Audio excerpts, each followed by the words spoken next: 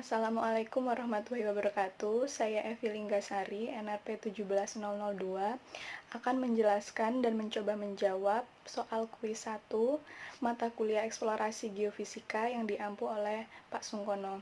Nomor 1 yaitu jelaskan yang Anda pelajari dari eksplorasi geofisika menggunakan metode mikrotremor, gelombang permukaan, dan resistivitas.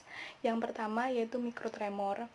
Mikrotremor atau yang biasa disebut dengan ambient noise merupakan getaran tanah dengan amplitudo yang dapat ditimbulkan oleh peristiwa alam seperti angin, gelombang laut, getaran pada jalan raya, maupun peristiwa buatan lainnya. Dari sumber-sumber tersebut dilakukan perekaman secara real time sehingga dapat menggambarkan kondisi geologi suatu wilayah di dekat permukaan. Metode mikrotremor sangat efektif apabila digunakan untuk mengetahui besarnya nilai kerentanan tanah terhadap gempa bumi, daerah yang berpotensi longsor, dengan melakukan pengukuran yang berada di permukaan. Dalam metode mikrotremor ini memanfaatkan getaran alamiah yang didapatkan dari dalam bumi, sehingga metode ini memiliki tingkat kepekaan atau sensor yang sangat peka dalam mengetahui getaran maupun gelombang dari dalam bumi. Salah satu metode yang sering digunakan ialah metode horizontal to vertical spectral ratio atau disingkat HVSR. Selanjutnya, noise pada mikrotremor tuh ada 3, yaitu local transient noise, stationary narrowband noise, sama correlated transient noise. Metode HVSR merupakan metode membandingkan spektrum komponen horizontal terhadap komponen vertikal dari gelombang mikrotremor itu sendiri. Menurut Nakumara tahun 2000 menunjukkan bahwa mikrotremor rasio spektral horizontal to vertikal atau metode HVSR ini dapat ditentukan dengan mudah hanya dengan satu sensor. Dengan 3 komponen dapat mengestimasi faktor amplifikasi dari daerah setempat untuk pergerakan gelombang es secara vertikal. Parameter penting yang dihasilkan dari metode HVSR ialah frekuensi dan amplifikasi. Kemudian dalam suatu lapisan bumi, itu terdapat lapisan sedimen dan lapisan basement. Sedimen ini memiliki karakteristik yang lebih lunak daripada basement. Letak lapisan sedimen yaitu yang dekat dengan permukaan, sedangkan basement itu di bawahnya sedimen. Persamaan dari frekuensi itu sendiri dapat secara matematis dapat ditulis sebagai F sama dengan Vs per 4H, di mana H itu merupakan kedalaman dari lapisan tanah. Ketika Vs di sedimen itu lebih kecil daripada yang di basement, maka gelombang yang datang sebagian besar akan ditransmisikan, sedangkan yang direfleksikan itu sedikit, bahkan hampir minus. Ketika Vs di sedimen lebih besar daripada Vs di basement, maka gelombang yang datang akan lebih banyak yang direfleksikan, sedangkan yang ditransmisikan sedikit. Selain frekuensi dan amplifikasi yang dihasilkan dari metode mikrotremor, khususnya pakai metode HVSR, nantinya akan menghasilkan indeks kerentanan tanah atau KG. Indeks kerentanan tanah ini merupakan indeks yang dapat mengilustrasikan besarnya kerentanan lapisan tanah di permukaan terhadap deformasi pada saat terjadi gempa bumi. Besarnya nilai indeks kerentanan tanah itu secara matematis dapat dituliskan KG sama dengan A kuadrat dan A kuadrat per V per F. KG sama dengan A kuadrat per F, di mana KG itu indeks kerentanan itu sendiri, A-nya amplifikasi dengan kuadrat, dan F-nya itu frekuensi. Dari sini kita dapat melihat bahwa indeks kerentanan tanah itu berbanding lurus dengan amplifikasi dan berbanding terbalik dengan frekuensi. Nah, di mana amplifikasi yang tinggi ini dapat menimbulkan kerusakan pada suatu bangunan. Jadi ketika suatu bangunan itu memiliki nilai amplifikasi yang tinggi, maka secara otomatis indeks kerentanan tanahnya juga tinggi. Hal ini dapat dilakukan pada identifikasi suatu bangunan yang kokoh itu akan memiliki frekuensi yang tinggi, sehingga nilai amplifikasi dan nilai indeks kerentanan tanahnya bernilai rendah. Dalam mikrotremor ini, setelah nanti didapatkan datanya, maka akan dilakukan pengolahan sinyal.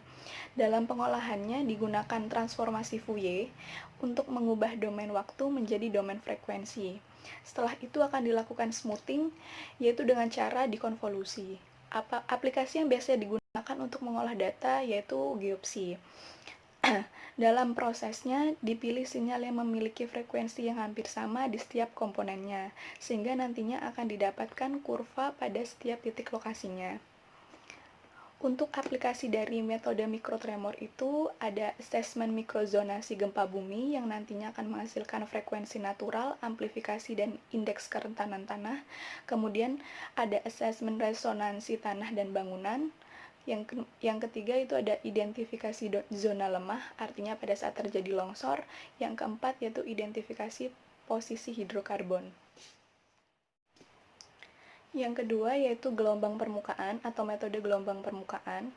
Gelombang permukaan sendiri itu terdiri dari gelombang Rayleigh dan gelombang Love. Gelombang Rayleigh merupakan hasil superposisi dari gelombang P dan gelombang SV yang menjalar di dekat permukaan bumi. Gelombang Rayleigh merambat pada permukaan dengan arah gerak partikel berputar atau berotasi yang disebabkan oleh superposisi antara gelombang P yang searah penjalaran gelombang dengan gelombang SV, sehingga hasil superposisinya membentuk suatu elips atau lingkaran.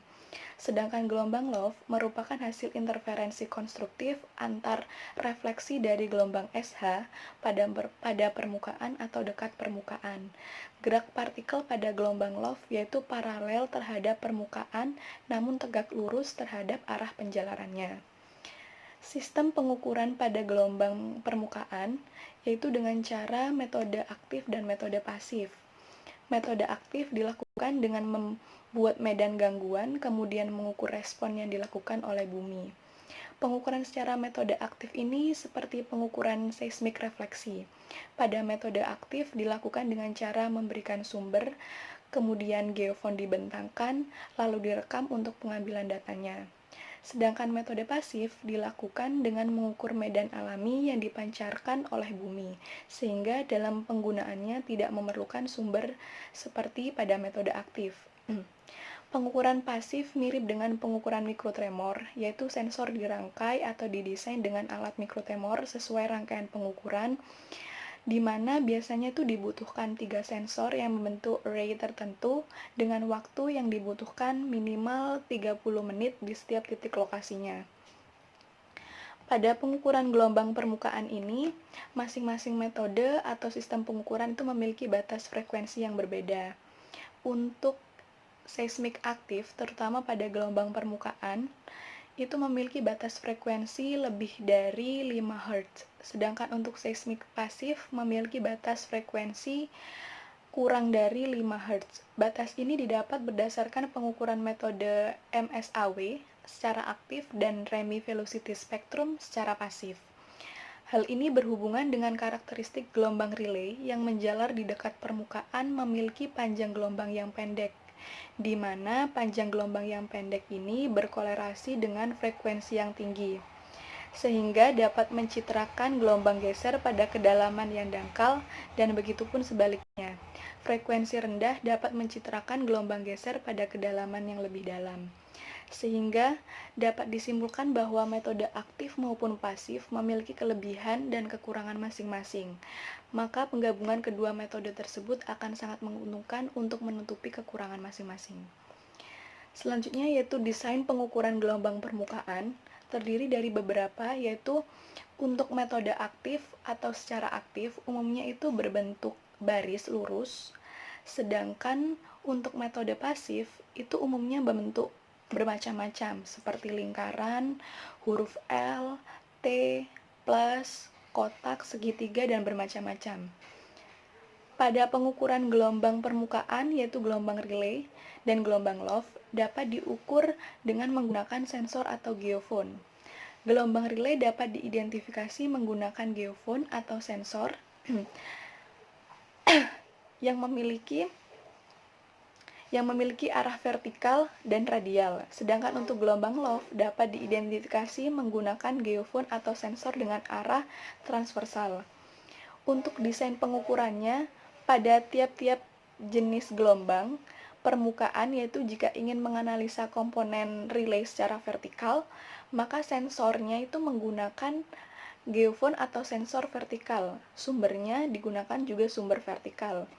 Sedangkan jika ingin menganalisa komponen relay secara radial, maka sensor atau geofon yang digunakan yaitu geofon horizontal, tetapi sumbernya tetap, yaitu pakai vertikal. Kemudian untuk gelombang desain pengukuran gelombang Love, itu geofon yang digunakan yaitu geofon horizontal yang arahnya transversal dengan sumber yang digunakan yaitu sumber arah horizontal.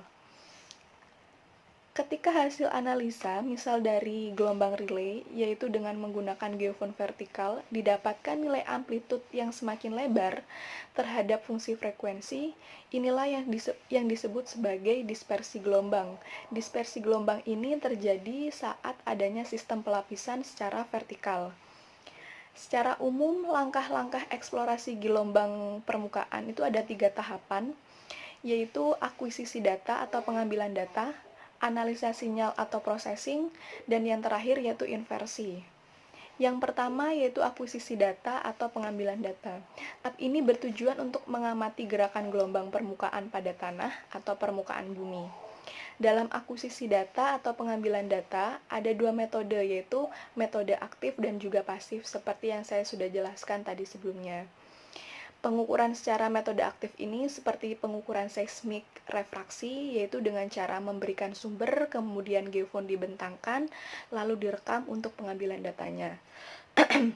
Sedangkan untuk metode pasif itu dilakukan dengan mengukur medan alami yang dipancarkan oleh bumi, sehingga dalam penggunaannya itu tidak memerlukan sumber seperti metode aktif.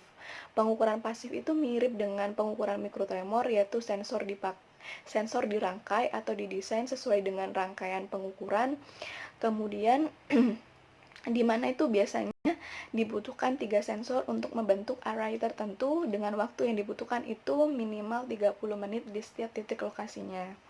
Tahapan yang kedua yaitu processing atau pengolahan sinyal atau analisa sinyal. Dalam tahapan ini sinyal diolah yang awalnya didapat domain waktu sebagai fungsi jarak atau offset, kemudian dianalisa sinyal hingga mendapatkan domain frekuensi sebagai fungsi wave number atau panjang gelombang. Setelah itu ditransformasi sehingga membentuk kurva phase velocity sebagai fungsi frekuensi atau yang disebut sebagai kurva dispersi. Nah, tahapan yang ketiga yaitu inversi. Dari kurva dispersi atau kurva phase velocity sebagai fungsi frekuensi yang telah didapatkan pada tahap sebelumnya, maka selanjutnya yaitu diinversi untuk menghasilkan kecepatan gelombang geser bawah permukaan, di mana titik-titik biasanya itu menunjukkan hasil kurva dispersi hasil analisa sinyal sebelumnya, dan garis yang didapat biasanya itu menunjukkan data perhitungan sesuai dengan parameter yang dihasilkan.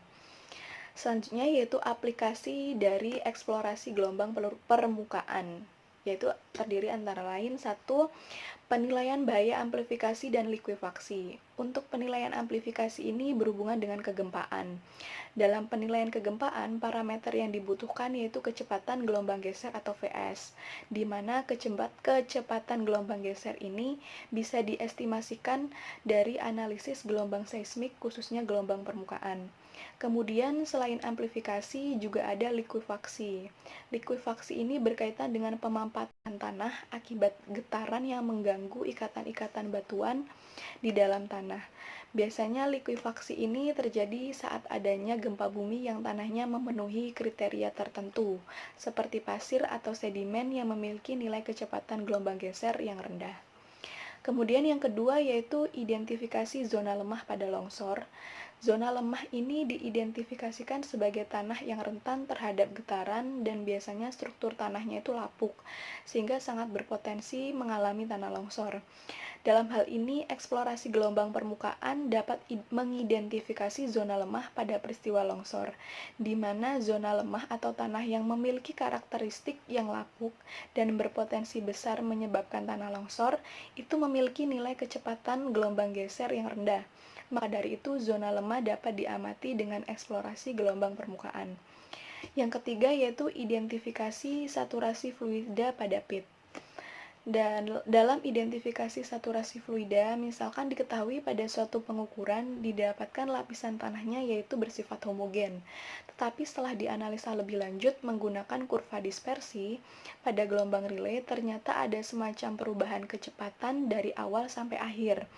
Nah, kemudian setelah dilakukan inversi, bagian atas atau bagian permukaan itu menunjukkan adanya saturasi dari fluida pada lapisan tanah tersebut. Nah, maka dari itu metode eksplorasi gelombang permukaan ini dapat digunakan untuk mengidentifikasi saturasi fluida. Selanjutnya yang ketiga yaitu metode resistivitas. Sebelum masuk lebih dalam lagi, kita harus mengetahui perbedaan resistivitas dan resistansi.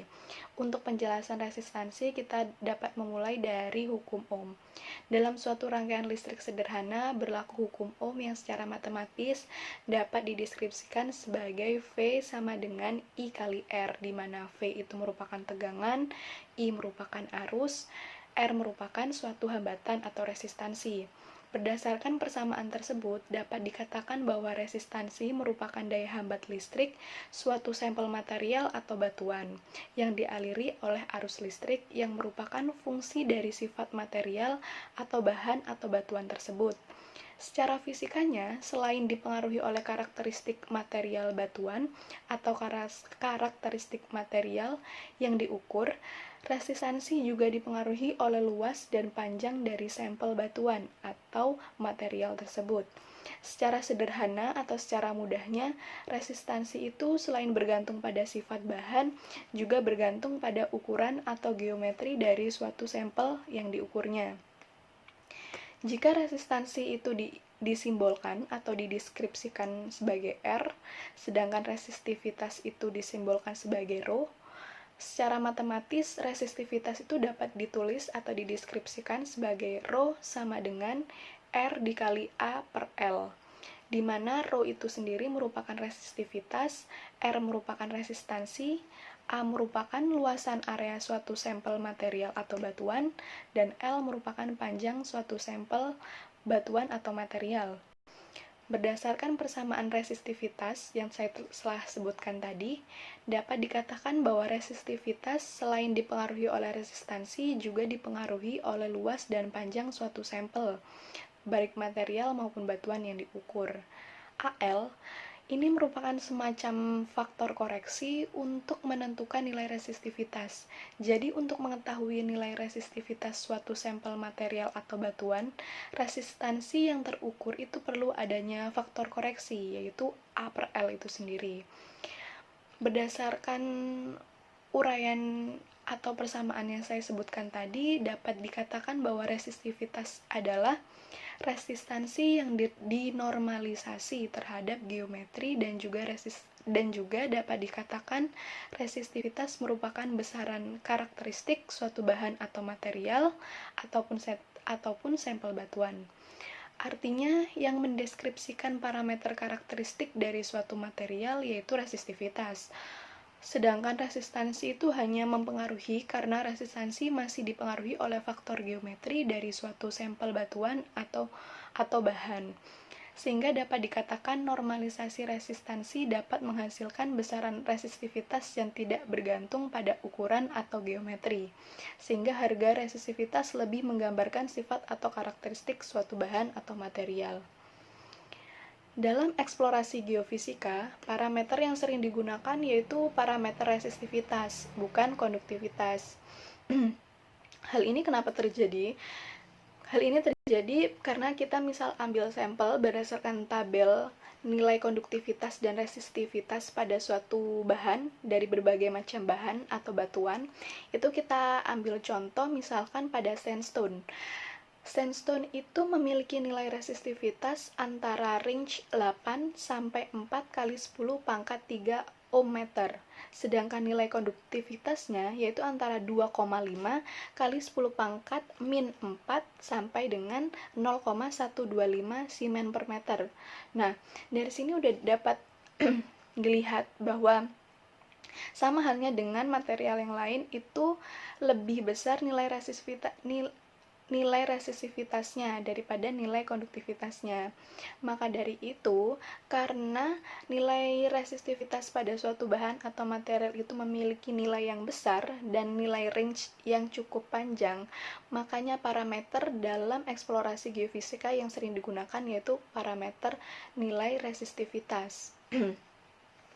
Sebenarnya kita bisa meninjau dari persamaan konduktivitas dan resistivitas di mana antar keduanya itu berbanding terbalik. Jika dituliskan secara matematis itu sama dengan konduktivitas sama dengan resistivitas sama dengan seperkonduktivitas. Dari sini juga sebenarnya itu parameter konduktivitas dapat digunakan sebagai parameter dalam pengukuran geofisika, namun karena nilainya yang terlalu kecil dan range-nya terlalu pendek, maka parameter resistivitas itu lebih disukai atau lebih diutamakan untuk dalam pengukuran metode eksplorasi geofisika. Selanjutnya yaitu dalam eksplorasi geofisika, kenapa itu yang digunakan resistivitas batuan untuk mengkarakterisasi parameter-parameter fisika batuan? Alasannya yaitu yang pertama, sebagian besar batuan-batuan itu bukan konduktor yang baik, karena secara umum batuan-batuan itu memiliki nilai konduktivitas yang rendah atau nilai resistivitas yang tinggi. Artinya batuan-batuan itu umumnya bersifat resistor atau dia memiliki nilai resistivitas yang sangat tinggi, atau biasa karakterisasinya disebut sebagai lebih resesif. Artinya di situ hanya sedikit arus yang mampu mengalir melalui matriks batuan. Yang kedua yaitu arus listrik pada batuan terjadi terutama akibat adanya fluida elektrolit pada pori-pori atau rekahan batuan yang mengisi pori-pori atau rekahan batuan tersebut. Yang ketiga yaitu resistivitas formasi batuan, di mana resistivitas formasi batuan atau resistivitas batuan ini bergantung pada porositas, fluida, dan juga kandungan lempung atau clay. Untuk yang porositas, parameter porositas ini bergantung atau dipengaruhi oleh susunan atau ukuran butir dari suatu butiran. Jadi jika butiran dari suatu batuan itu memiliki bentuk yang seragam dan teratur, maka otomatis nilai porositasnya juga akan semakin besar. Tetapi jika sebaliknya, apabila suatu batuan tersebut memiliki susunan partikel atau susunan matriks batuan yang tidak seragam, artinya ada yang besar, ada yang kecil, ada yang lebih kecil, ada yang paling kecil, dan susunannya itu tidak teratur, maka pori-pori atau void yang disebabkan oleh partikel yang berukuran besar itu akan diisi oleh matriks-matriks atau partikel-partikel yang ukurannya lebih kecil, sehingga menyebabkan nilai porositasnya itu juga akan semakin kecil. Selain dipengaruhi oleh susunan partikel atau susunan butiran dari suatu batuan, porositas ini juga dipengaruhi oleh umur dan proses geologi.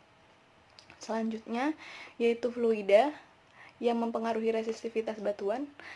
Resistivitas suatu batuan itu juga dipengaruhi dan dikontrol oleh suatu fluida, khususnya fluida elektrolit. Fluida ini dipengaruhi oleh mobilitas, konsentrasi ion, serta temperatur yang nantinya akan berpengaruh juga pada nilai resistivitas suatu batuan.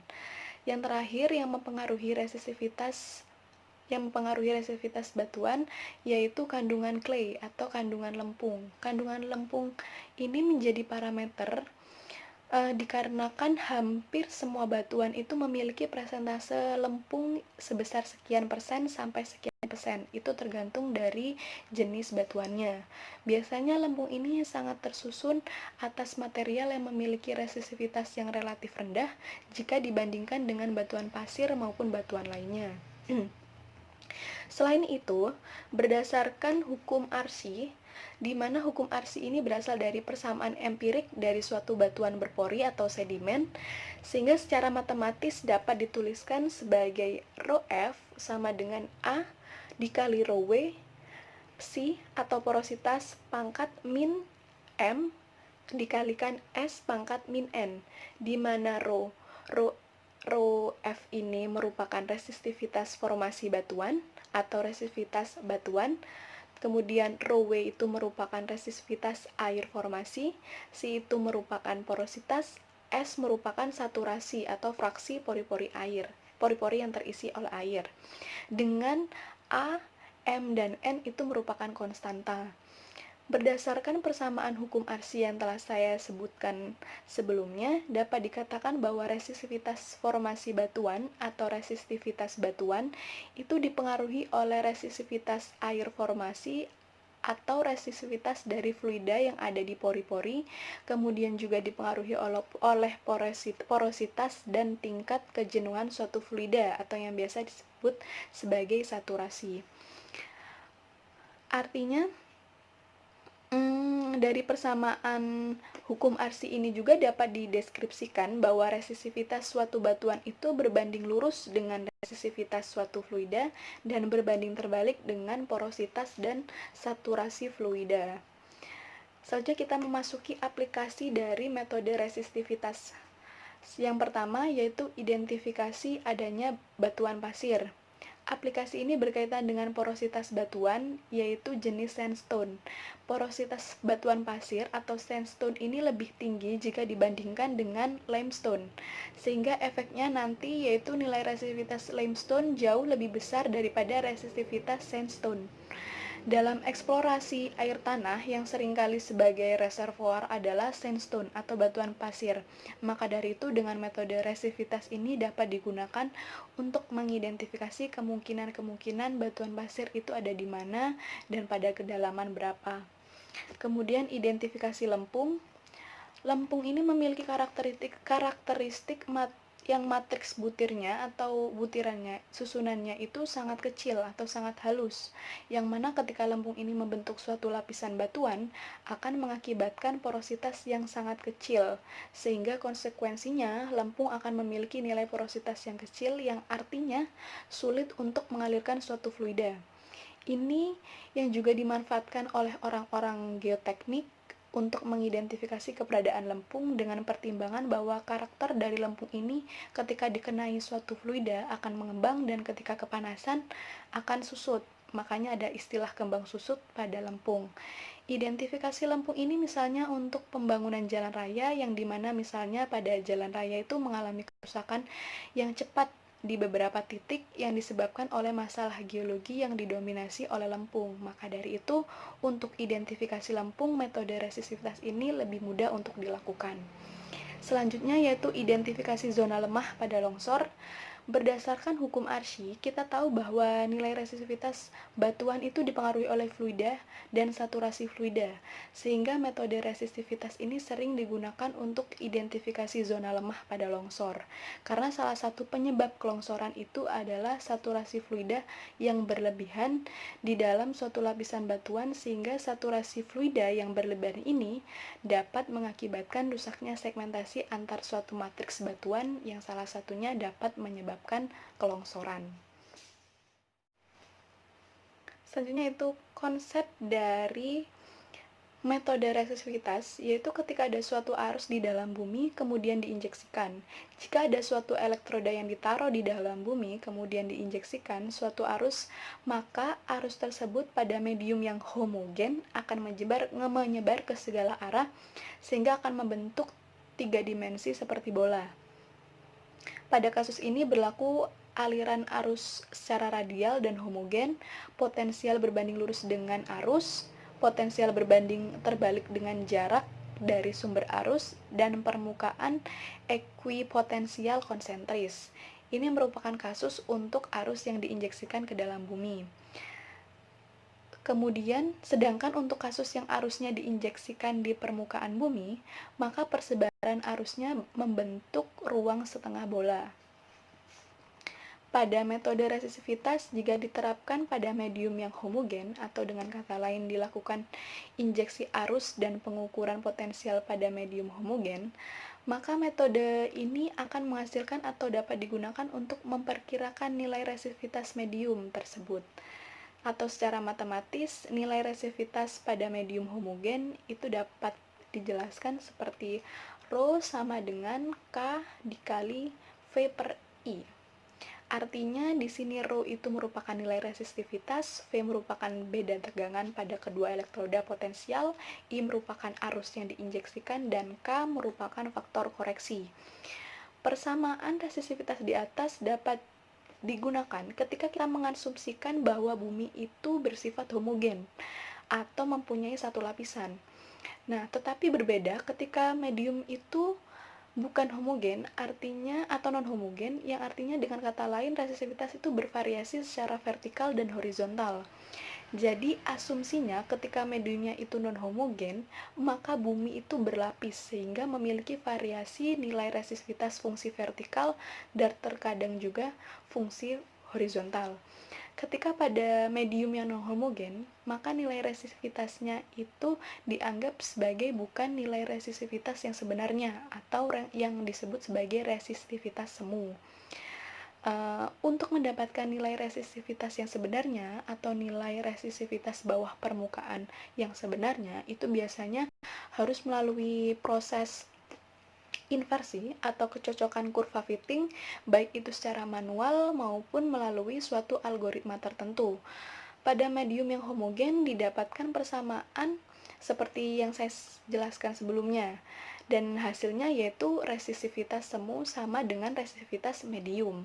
Namun pada kasus medium yang non-homogen atau medium berlapis, maka nilai resistivitas yang diukur yaitu secara matematis Rho A sama dengan K kali V per I, dengan K sama dengan yang tadi merupakan faktor koreksi, V merupakan beda potensial antar elektroda, dan I merupakan arus yang diinjeksikan. Tapi di sini Rho A merupakan resistivitas semu, di mana nilai resistivitas semu ini tidak sama dengan nilai resistivitas yang sebenarnya atau nilai resistivitas bawah permukaan. Jadi, resistivitas semu dalam kasus bumi berlapis itu atau medium non-homogen mendeskripsikan dalam tanda kutip perwakilan nilai resistivitas 1 dan resistivitas 2 pada kedalaman permukaan. Pada konsep bumi berlapis atau medium non-homogen, ketika jarak antar elektroda seperti C1, P1, P2, C2 itu tidak terlalu besar, maka arus yang menjalar di dalam suatu medium tersebut hanya melewati lapisan pertama saja, dan pada kondisi sedemikian, ini nilai resistivitas semu sama dengan nilai resistivitas pertama. Hal ini yang seringkali digunakan sebagai acuan di dalam menganalisa data resistivitas, khususnya resistivitas yang vertikal electrical sounding. Hasil pengukuran dinyatakan dalam besaran resistivitas semu atau apparent resistivity. Resistivitas semu ini memberikan gambaran kualitatif distribusi resistivitas bawah permukaan. Jadi, secara tidak langsung, resistivitas semu ini menggambarkan tentang gambaran kualitatif difusi resistivitas bawah permukaan. Misalnya, pengukuran resistivitas semu itu sebagai fungsi posisi atau mapping, dan atau sebagai fungsi spasi elektroda atau sounding. Pada eksplorasi dengan menggunakan metode resistivitas, terdapat beberapa tujuan yang seringkali melibatkan 4 pendekatan pengukuran maupun 4 pendekatan analisa metode resistivitas, antara lain 1. Mapping.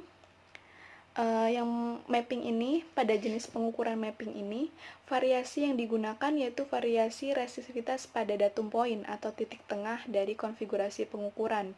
Pada spasi dan konfigurasinya yaitu sama. Mapping ini digunakan untuk mengetahui variasi resistivitas bawah permukaan sebagai fungsi datum poin. Jadi pada pendekatan mapping ini, yang bersangkutan sudah mengetahui kira-kira pada kedalaman sekian terdapat objek yang akan dieksplorasi. Tetapi yang belum diketahui yaitu posisinya di mana atau sumbu X, Y-nya itu di mana. Maka metode mapping ini dapat digunakan. Jika ditinjau berdasarkan kelebihan dan kekurangan pada masing-masing konfigurasi pengukuran pada metode resistivitas, itu metode pengukuran mapping ini umumnya paling baik menggunakan konfigurasi Wiener, karena konfigurasi Wiener ini akurat untuk mengidentifikasi variasi resistivitas secara horizontal. Metode pengukuran eksplorasi secara mapping biasanya dilakukan dengan menggunakan spasi elektroda yang sama, tetapi yang membedakan adalah datum poin atau titik tengahnya, yaitu antara P1 dan P2 maupun titik tengah antara C1 dan C2 yang selalu berubah-ubah. Hasil yang didapat dari metode mapping ini yaitu posisi dan resisivitas semu. Jadi metode mapping ini digunakan untuk mengetahui variasi dari resisivitas khususnya secara horizontal. Yang kedua yaitu vertical-artical sounding atau phase. Pada jenis pengukuran phase ini nilai resisivitas sebagai fungsi kedalaman atau dengan datum yang sama, dengan datum poin yang sama, tetapi spasi pengukuran yang berubah-ubah. Pada metode phase ini biasanya konfigurasi pengukuran yang paling baik digunakan yaitu konfigurasi Schlumberger, di mana phase ini digunakan untuk mengidentifikasi variasi nilai resistivitas sebagai kedalaman pada datum poin yang sama. Jadi titik tengah antara P1 dan P2 maupun C1 dan C2 itu sama, tetapi spasi pengukuran yang berubah-ubah. Hal ini didasarkan pada konsep dalam pengukuran geolistrik bahwa kedalaman dari suatu jangkauan arus atau potensial itu sangat dipengaruhi oleh spasi pengukuran. Jadi semakin lebar spasinya, maka jangkauan arus listriknya maupun potensialnya itu semakin dalam. Secara kualitatif, phase ini menggambarkan variasi resistivitas terhadap kedalaman. Jadi, metode phase ini dapat digunakan untuk menggambarkan variasi resistivitas terhadap kedalaman secara kualitatif tanpa dilakukan analisa lebih lanjut seperti misal melalui kurva fitting atau proses inversi. Yang ketiga yaitu tomografi. Metode tomografi ini biasanya digunakan untuk memetakan resistivitas secara 2 dimensi, 3 dimensi, dan 4 dimensi. Untuk yang 4 dimensi ini, satu dimensinya lagi yaitu dimensi waktu. Jadi pengukurannya di tempat yang sama, posisi yang sama, tetapi waktunya yang berbeda atau dirubah. Perubahan waktunya ini seringkali di beberapa kondisi juga menghasilkan nilai resistivitas yang berubah-ubah. Secara pengukuran, pemetaan atau metode eksplorasi secara tomografi ini, pengukurannya itu dengan merubah-rubah spasi, pengukuran dan datum poin atau titik tengahnya. Jadi, jika pada metode mapping itu yang dirubah adalah datum poinnya, kemudian pada metode phase itu yang dirubah adalah spasinya, tetapi pada metode tomografi ini yang dirubah dua-duanya, yaitu spasi dan juga datum poinnya. Sehingga menghasilkan resistivitas dalam bentuk 2 dimensi, 3 dimensi, maupun 4 dimensi. Sistem pada pengukuran metode tomografi resistivitas yaitu dengan cara menggeser datum poin atau titik tengahnya. Misalkan titik tengahnya yaitu antara P1 dan P2 maupun titik tengah antara C1 dan C2 itu terus digeser sampai ujung, kemudian spasinya diperbesar, terus titik tengahnya digeser lagi sampai ujung, spasi diperbesar, titik tengahnya digeser lagi sampai ujung, dan begitu seterusnya. Sehingga nanti akan didapatkan gambar kontur. Pergeseran datum poin atau titik tengah ini akan menghasilkan nilai resistivitas sebagai fungsi lateral atau horizontal. Sedangkan memperbesar spasi elektrodanya akan menghasilkan nilai resistivitas yang lebih dalam. Konfigurasi yang paling bagus untuk metode tomografi itu hampir semua jenis konfigurasi, misalkan konfigurasi Wiener, Wiener-Schlumberger, Schlumberger sendiri, dipol-dipol, pol-pol, gradien, dan lain-lain. Yang terakhir yaitu anisotropi. Konsep dari metode pengukuran anisotropi ini yaitu pengukuran pada posisi yang sama, di titik yang sama, namun arahnya yang dirubah-rubah, sehingga nilai dari parameter tersebut akan berubah. Artinya, sistem pengukuran anisotropi ini dilakukan pada datum poin yang sama dan spasi yang sama, namun sudut pengukuran yang dibentuk yang dirubah-rubah. Biasanya dalam arah selatan, utara, kemudian digeser lagi, misal sebesar 5 derajat ke kanan, 5 derajat lagi ke kiri, dan seterusnya sampai membentuk suatu lingkaran. Pergeseran ini akan menghasilkan variasi resistivitas sebagai fungsi arah,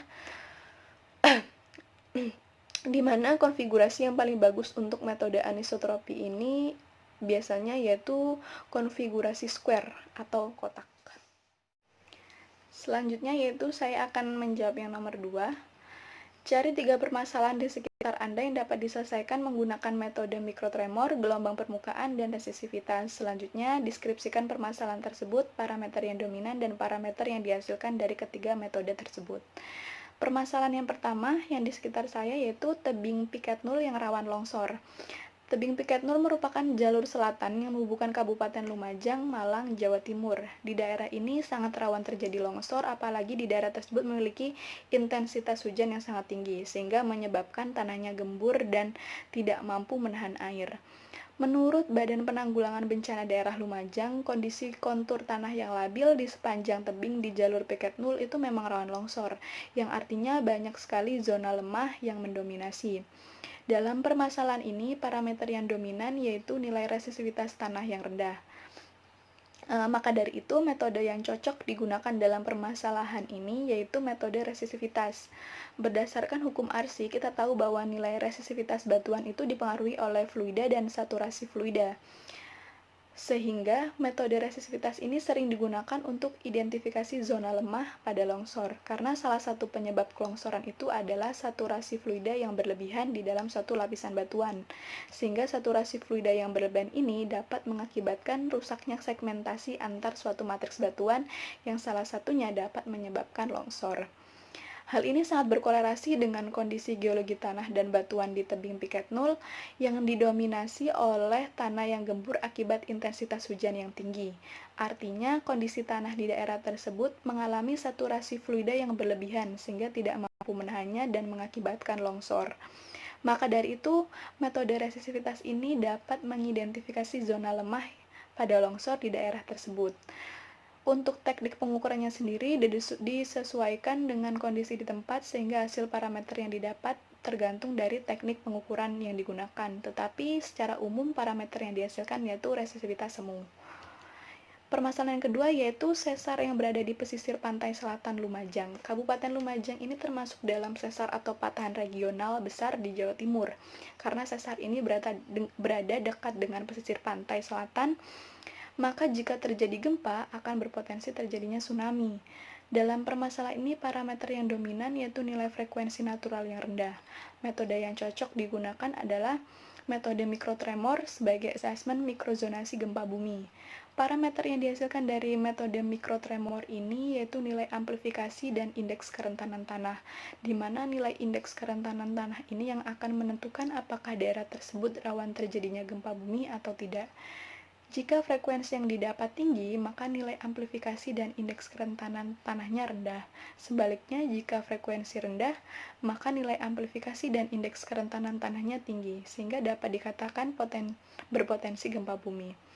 Untuk teknik atau metode pengukurannya disesuaikan dengan kondisi geologi daerah setempat.